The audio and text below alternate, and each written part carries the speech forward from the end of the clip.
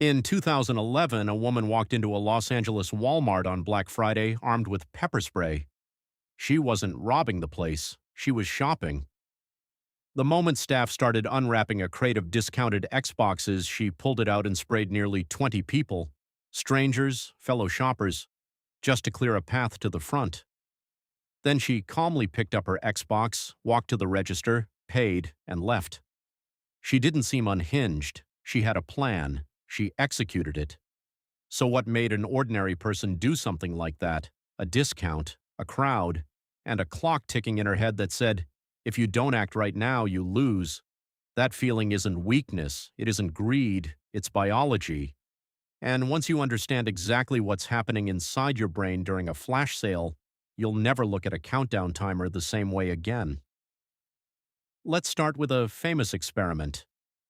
In 1975, psychologist Stephen Warshall gave people two identical jars of cookies. One jar had 10 cookies, the other had just two. He asked people to rate how good the cookies tasted. Same cookies, same recipe, same jar. But people consistently rated the cookies from the nearly empty jar as more desirable, more valuable, and better tasting.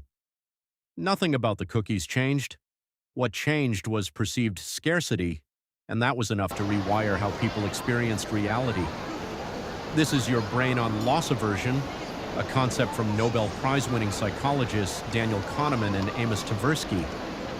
Their research showed that losing something feels twice as painful as gaining the same thing feels good. So when a website flashes only 3 left in stock, your brain doesn't think, oh, a purchase opportunity. It thinks, I'm about to lose something. And that feeling of potential loss, your brain treats it like a threat, an emergency. Now add a ticking countdown timer to that equation. That 23:47:12 on the screen isn't just a clock. It's a psychological trigger called urgency, and it hijacks a specific part of your brain called the amygdala, your threat detection center. Under time pressure, your prefrontal cortex, the rational calculating, do I actually need this? Part of your brain starts to go quiet.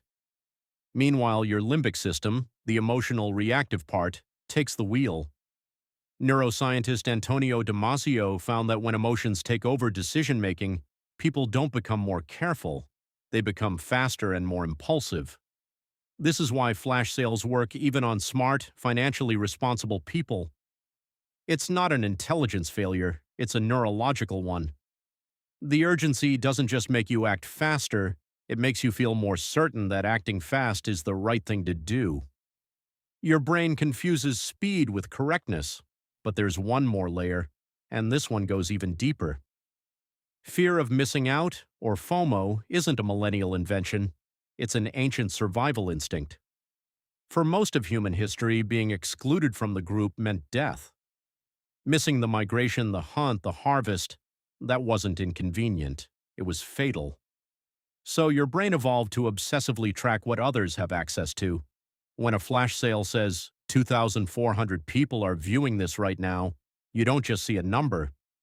Your social brain reads it as the group is moving and I'm being left behind.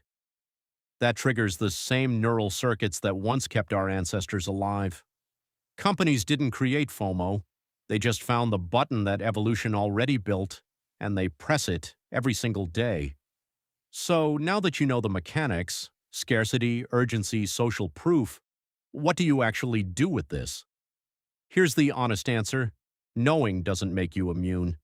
These are biological responses, not logical ones, but awareness gives you a pause, and a pause is all you need.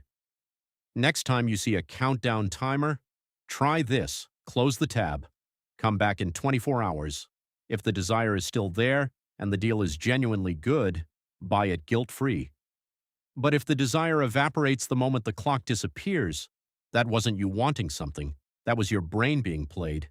And now, you know the difference. Thank you for watching.